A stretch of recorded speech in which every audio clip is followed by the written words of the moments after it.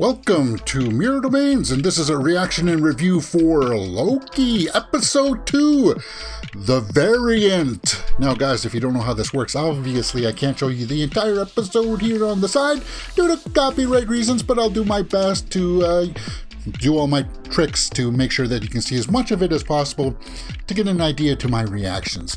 And all of this will be linked down in time codes that you can follow for reactions and pauses and stuff like that. But with that being said, guys, it ended last episode with this mysterious hooded figure in field killing variants, authority figures, right? Or time variant authority figures. We'll see how this goes. Let's just get right into it.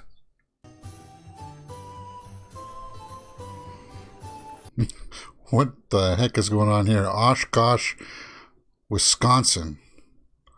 Oh, this is like one of those medieval festivals, right? 1985. I had a college teacher that once went to these things. Some of us need this. Yeah, that's like a whole subculture unto itself. Yeah, that doesn't look suspicious at all, right?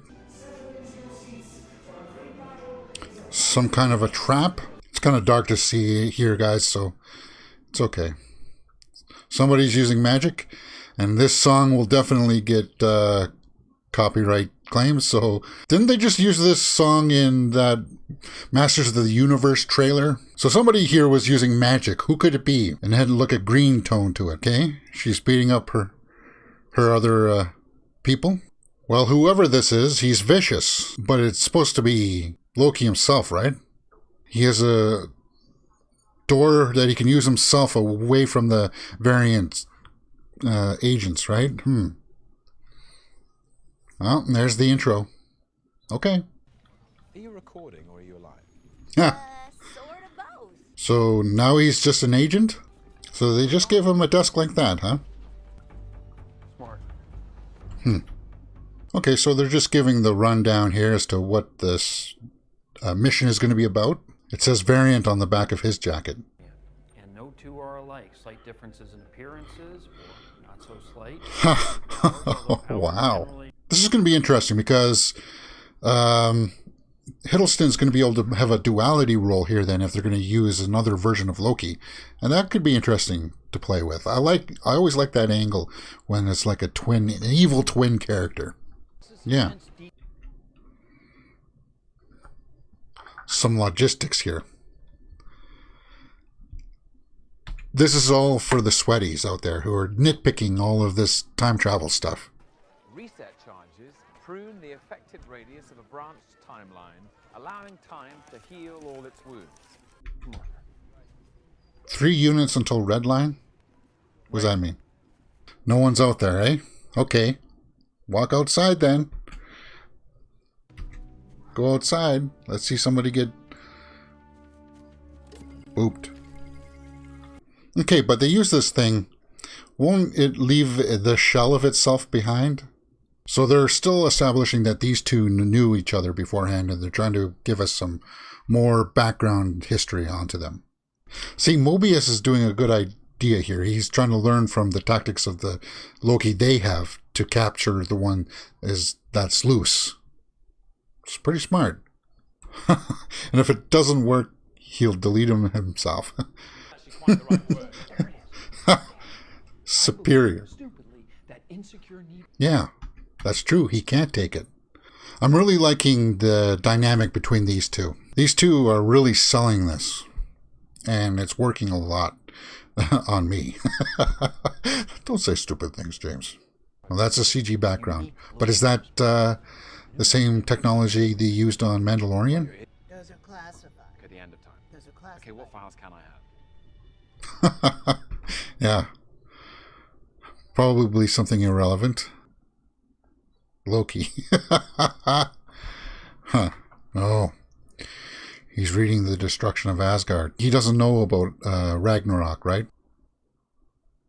This is what I like about this series. Like, the first episode did this, and he's going back to feel things and expand on his knowledge of events to come. Like, we get to see it from his angle. Like, he wanted to rule Asgard. He didn't want to destroy it. Oh, wait, so he knows. About the Hulk on the Rainbow Bridge. He knows about that.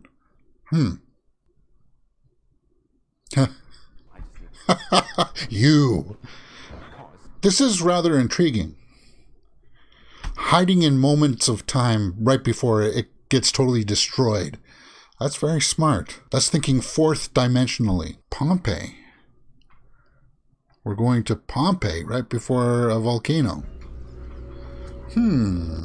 Yeah, because... No, they can't, because this is not his point. His point is that he can do anything here. And it doesn't matter because they're about to get totally destroyed by the volcano.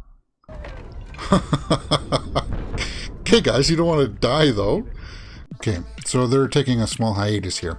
Let's just take a pause and react to the first half of this episode. It was a little bit slow to get going, but that's okay.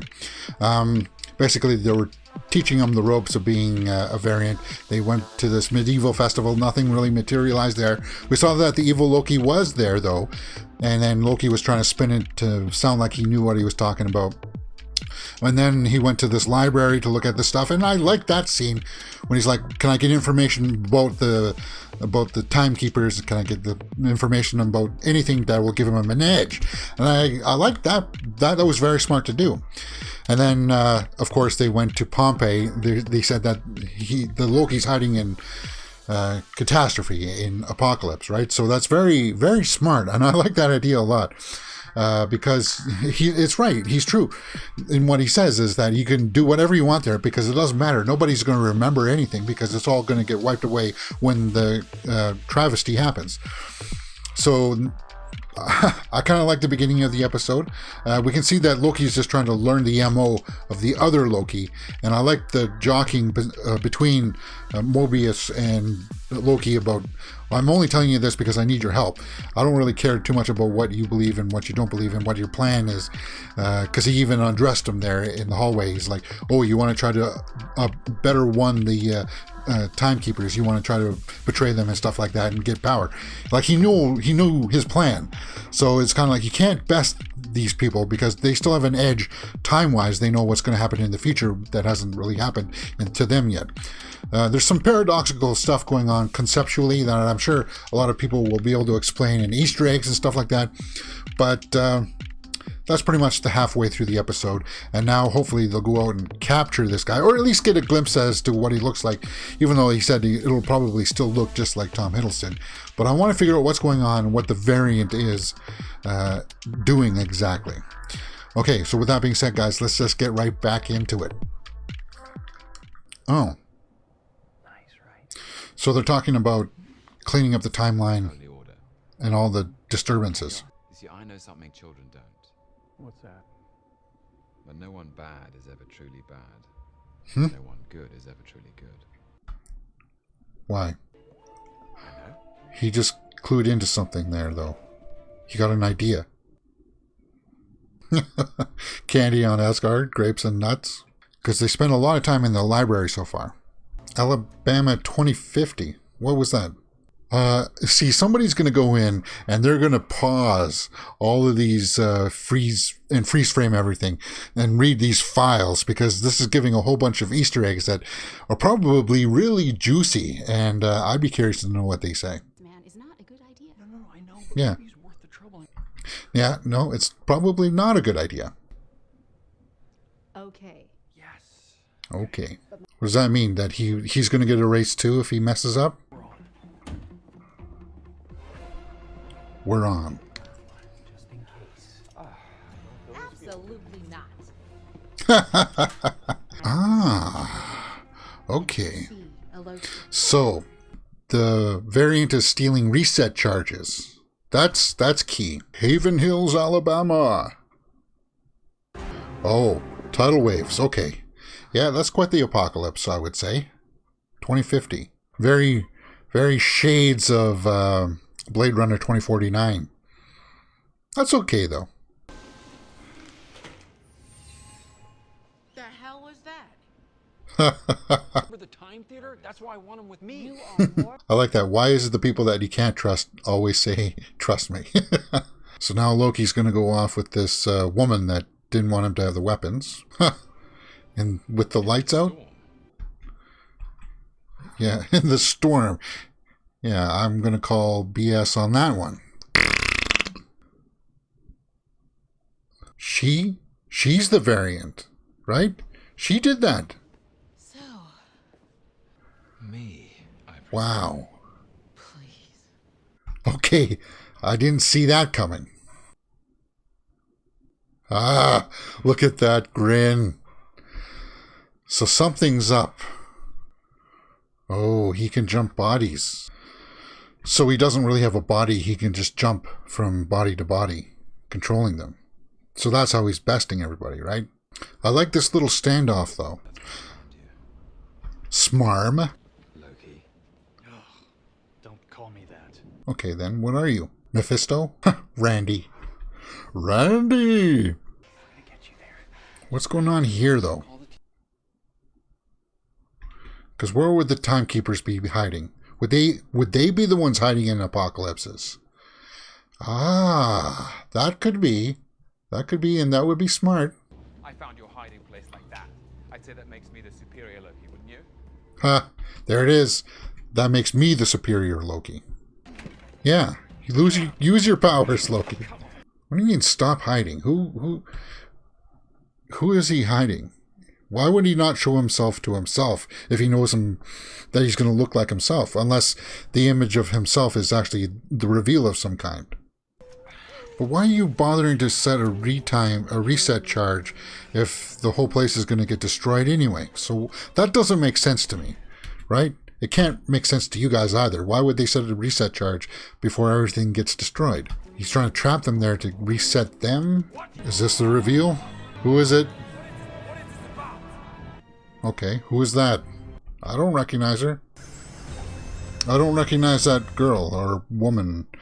Okay, but if the time variant or the timekeepers are hiding in apocalypses themselves, like I just said, then she's there to wipe them out because they'll be there right now. Okay, I think I get it. I think I get it, right? This is a trap for the timekeepers. I get it. I think I get it. The sacred timeline.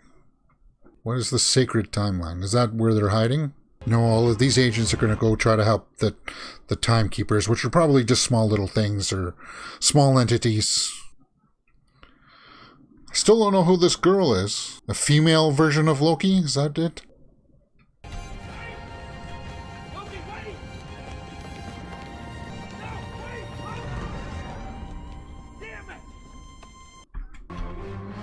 That's it? That's the episode?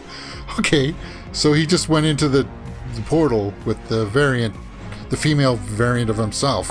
Okay, so we'll mute that. I like the ending. It was like, Loki, wait. Okay, so guys, let's wrap that up with my thoughts. Well, my initial impressions are... Well, my initial impressions are that it's not as good as the first episode, but it's building to something. I like the payoffs of the first episode a lot, especially when he's reflecting on his life and stuff like that. But this one is obviously going to set up what the arc of the series is going to be. And I like the fact that it's like him against himself, but his self knows the plan that he wants to get to the timekeepers, so he can overthrow them. So the variant of himself is already trying to do that already. And they were trying to set reset charges there at the apocalypse because that's where I believe the actual timekeepers are hiding themselves. So Loki was cluing into that. He thought maybe that's where the other Loki was hiding, but no, that's where the actual timekeepers are hiding. That's what I read into it. What do you guys read into it? Let me know what you thought about it in the comments below. Am I right about this, or am I completely off? Now, somebody else is going to have to also let me know who or what that woman is. I'm guessing it's just the female version of Loki, because there's the multiverse, so of course there's a female version of Loki, and that would have to be the female version of Loki, right? That's all I get. I guess the horn reveal or something like that. There's something in there that that's what we're supposed to believe. At least that's what I get. And then he's going to go with her, right? Obviously he did, because he went through the portal, and then the next episode is going to pick up there. But I did like the interactions between Mobius and Loki. That's what I really latched onto. And I feel like that was the best part of this episode, especially when they're talking about, well, what are you going to do once you complete your mission? Are you just going to enjoy the peace and relaxation of everything when there's nobody else disrupting the timeline? I like that part a lot. Even though it was just two of them in the room again, like that's the best part. And I like how smart that is, how smart it is just to create these scenes, these dramatic payoffs of just two people in a room talking. You don't need these big grandiose scenes, even though you had them when Pompeii exploded, when the mountain exploded. Even though you could tell it was just a CG set, but it was just kind of like, that was funny. And not for the people there, obviously, and I'm not trying to make fun of the history of it all, but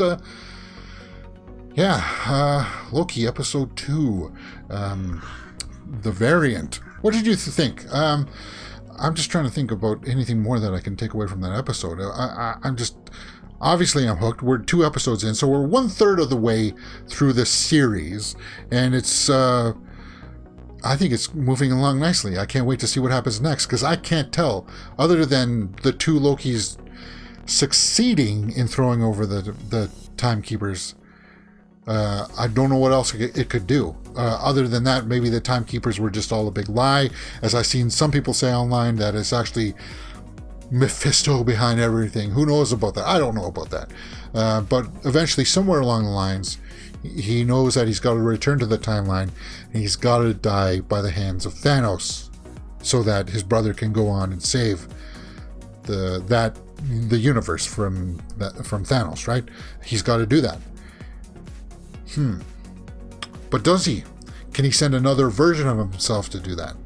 I don't know. We'll have to see where this is going, because the possibilities of working with timelines just leaves it wide open. It just leaves it wide open. But I like this episode a lot. Let me know what you thought about it, guys, in the comments below. And I can't wait till next episode. It's going to be airing on every Wednesday, so that'll give me enough time to shoot and record my reactions and reviews and have them up on Saturdays for you guys. I like the way that this is going and the way this is shaping up. All right, you're watching Mirror Domains. If you've liked what you've seen, please hit that thumbs up button and subscribe right there.